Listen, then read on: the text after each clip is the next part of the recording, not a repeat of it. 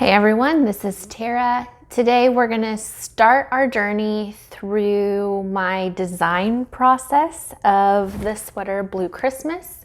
I knit this 100% wool Aran weight sweater over the Christmas time, and I named it Blue Christmas just because I know there are so many families that are struggling with the holiday season anyway. And with everything that has happened during the year 2020, it just makes things harder.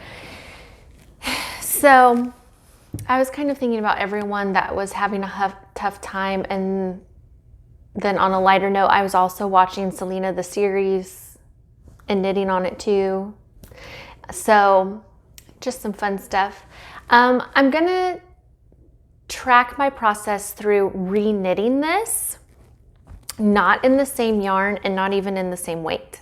I want to see if the recipe that I used to knit this sweater can be used to knit one that's just like it in a different fiber and a different weight. I want to see if my recipe works. If my recipe works out, then I'll publish it online and you can get your hands on it. I am going to tell you that I am kind of coming at this from the angle of, I don't even necessarily think I would call it a teaching standpoint, because I'm not going to teach people how to calculate their gauge and all of that necessarily.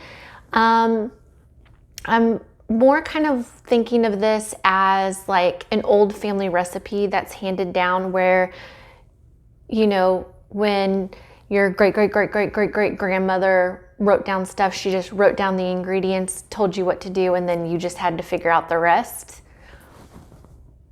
It assumes the knitter is going to take some of the responsibility to make a sweater that fits them the way they want it to be fit. It's either going to be great or it's going to be a disaster, but you never know unless you try. And I'm willing to take the risk and fail and learn so then I can do better. So as I mentioned, this is 100% Aran weight in wool. It's Lion brand. Well, I know the oatmeal is Lion brand's Fisherman's wool. The blue is a hand-me-down, but it is wool as well. It's the same feel and texture as the oatmeal color. And so I think they are both wool, but I cannot say 100% sure that the blue is Fisherman's from Lion brand, if I'm being completely honest. But I'm just going to suspend disbelief and say it's all the same. So why I knit this sweater, I think it's important to know why I made this in the first place. It's not like I needed another sweater, you know, to knit just because I liked it. There actually needed to be a reason why. I have my mom's voice in the back of my head saying, take care of what you need first. And what I really needed, excuse me,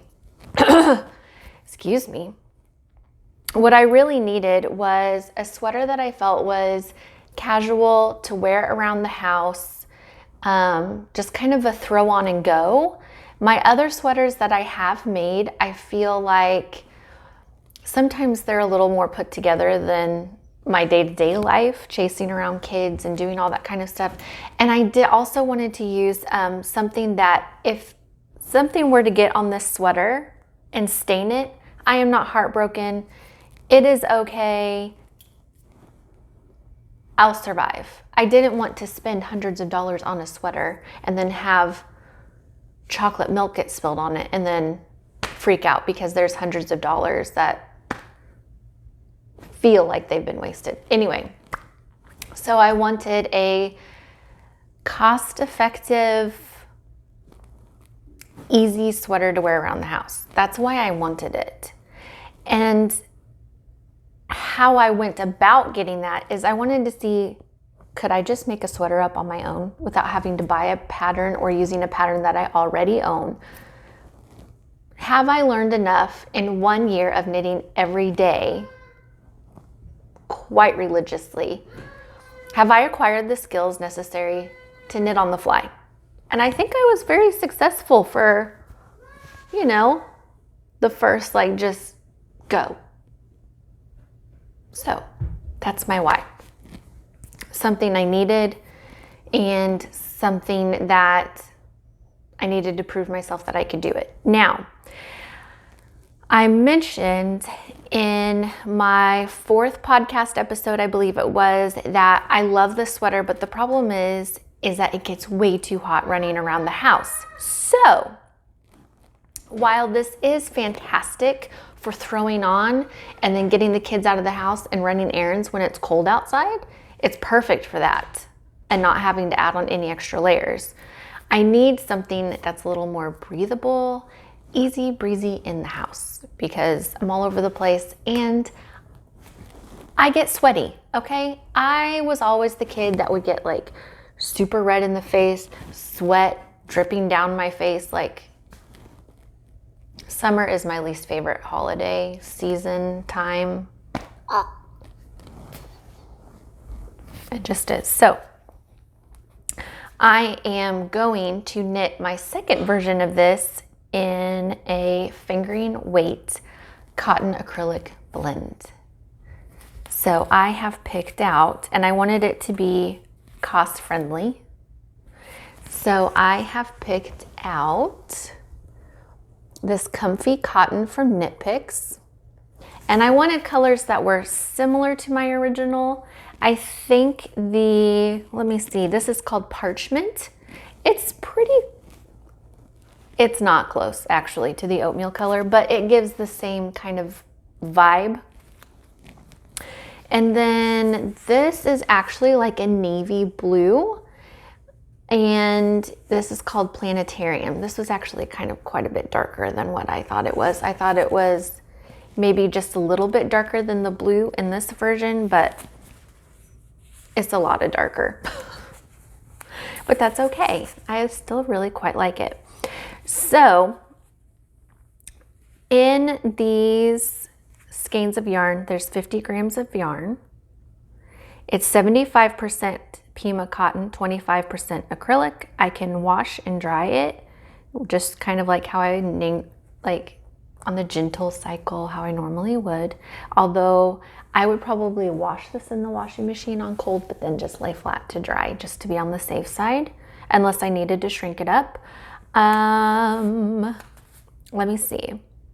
It's 50 grams, as I said before, and 218 yards. I have 4 skeins of the blue and 4 skeins of the cream color, and I think it's going to look really nice. I kind of like, normally I don't like really stark contrast in traditional color choice settings. Like, I don't know. I do, but I don't. I'm picky about how I like my colors because I know how I like them. I can look at something right away and say, love that, yes, I want it. Or I can be like, well, that's really pretty and I appreciate that and that's so beautiful for you, but I don't like that for myself. You know what I mean? So this, I think, will still work. Only time will tell when I knit it up and we find out. So like I said, this is fingering weight, and the sweater I'm wearing is an Aran weight. So the gauge is going to be quite different. And so I am going to include in my recipe, I've already kind of have like a template format set up since I was a teacher in the classroom and sometimes I had to make my own worksheets. I think I have enough skills that I can set up a template that I think is nice and easy to use. And so I will include as much information as I possibly can about the details of the Aran weight sweater, and then of course the fingering weight sweater, because I'm going to be writing it down as I do it. What I did do, but I don't have typed up, is I do have, and I don't think you're going to be able to read this because it's far enough away and my camera quality is not like 5,000%, but I have written down like the loose recipe that I used for this sweater. And I have also, like, I have a couple of like little notes and things like that. So this is kind of like my sloppy copy. And things are just kind of everywhere. So my first step is I need to swatch, and if I'm going to swatch, it's going to be in stockinette in the round because that's how I'm knitting the sweater. I'm going to look at the ball band here, and it tells me that I should get 7 to 8 stitches per 1 inch using a needle size 1 to 3. Well, I'm going to start with the 3 and see what I get. So then I can use a 2 for the ribbing around the cuffs. I'll have to look back and see what I did on this sweater. Now I don't remember. This is why I write things down. So anyway, I'm gonna swatch and see what my gauge is, and then from there, see what it is that I need to do. Now, I am not starting with a pattern that tells me how much to cast on, how many inches to knit in the circumference or in length. I'm not starting with any of that. What I'm basically starting is the intimate knowledge of my body measurements. I know what my upper arm, elbow, and wrist measurements are, and I'm going to tell you it's 12, 12, and 6. There's kind of a rapid decrease going down to my little wrists. Okay, I have measured the circumference of my head. I want to make sure my sweater can get over my noggin. I feel like I have kind of a big head. Hats have always been a problem. Hats never fit. I also know the measurement of my full bust, of my waist, and my hips. So when I was knitting this first version and thinking about how I wanted it to fit, I wanted it to fit like some of my favorite sweatshirts. So I had to go back and think, okay, what is it that I love about them? And something that I love is how they fit around my stomach. So what I did is I wasn't so much worried about my bust for my body. I wasn't worried about my bust, but I was worried about my tummy and my hip area, especially after having kids. I want things to fit, but I don't want things to squeeze. So I kind of have this idea in my head where I want the sweater fabric to kind of just skim and dance softly like around those body parts with some like extra room. I don't know. So what I did is I based off my cast on stitches, since this is bottom up, I based that off of my hip measurement. I knew how much my hips measured, and then I added, I think, 1 or 2 inches, and that was my cast on. So that's where I'm going to start. I'm going to swatch and check my gauge. What I'm going to do is knit my gauge to be 8 inches across and several inches deep, and kind of take my measurements from there, and then cast on. And I'm going to take you along for the ride, and this is probably not going to be super neat and professional because I'm just starting out. I'm a novice. I'm new at this. I've done some reading, and I've listened to some podcasts, and I've watched videos, and I have done some research. But I have only been knitting, like I said, every day for a year. Okay, well, for being honest, like a little bit over a year. And I'm going to tell you that I would like you to not assume that I know everything about what I'm doing. It's a learning process. This is like, I am like a little kid in school right now. It's like I am in 6th grade math class, and we're learning ratios and proportions, and I am doing this project, and this is like my problem-based learning. Those are all real things, by the way. So, cross our fingers. I'm gonna take you along for as much of this as I can. And let's hope it turns out. I keep thinking I have something else to say, but really I don't think I do. So I'm going to, by the next time I check in with you, I'm going to have swatched and hopefully have cast on. I do have a cardigan that I'm working on. I kind of want to get that done first. If I'm being honest, I'm so close to being done with that. And then I'm hardcore like going into this. That is a nice blue, isn't it? I don't know why that's not focusing very well, but is that better? It is a nice blue. It's weird because I feel like it's navy, but it's different. I could completely be making that up. Oh, something else that I just thought before I leave you. I am going to keep the same colors in the same positions. Even though the striping is completely optional, I could do this same exact sweater recipe all in one color and still love it. But I am going to follow the same colors, and here's how I pick which color goes where. Now, you don't have to do this. You can wear whatever you want, do whatever you want. I don't care. Nobody actually really cares. You just do you, right? So here's what I know. If I hold this up to my face, it's okay. But it doesn't really do much for me, in my opinion. But I love this color. If I hold this up, this is a little more interesting. It's kind of like, it's the color of my eyes.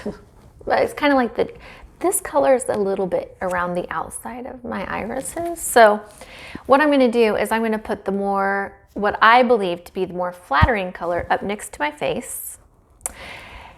And then a pet peeve of mine that I have is having this color of blue next to blue jeans, because this is basically the same color as blue jeans. And for whatever reason, that bothers me. I don't know why, it just does. So the bottom color is actually going to be the oatmeal. So then I can wear jeans and it's not going to matter because it's not the same color as my jeans. Like, look, I can show you. I have real pants on today because we have to go meet preschool teachers for my kids. So anyway, so if you see, well, I've got a button down shirt, so it wouldn't have mattered anyway. But if I were to tuck this in, see? And this would look, I don't know. In all reality, these probably weren't the right shade of jeans to wear with this sweater, but I don't care. Anyway, okay, enough with the nonsense. I'll check in with you later.